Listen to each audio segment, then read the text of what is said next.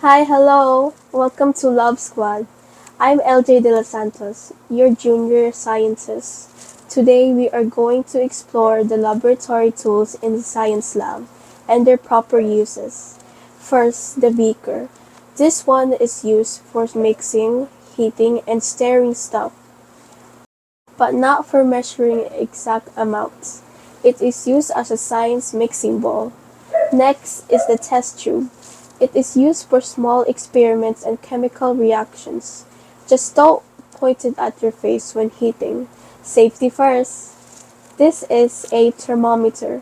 We use it to check various substances' temperatures in Celsius. And the graduated cylinder. This is what you use if you want accurate liquid measurements. Look at it at eye level, or you might read it wrong. Now we have the triple beam balance. It tells us the mass of an object.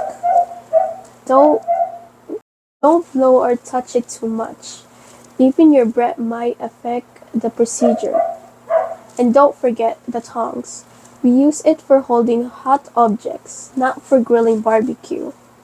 Last but not the least, always have your goggles and lab apron. Science is fun, but it's not worth losing an eye over. So that's it, Love Squad.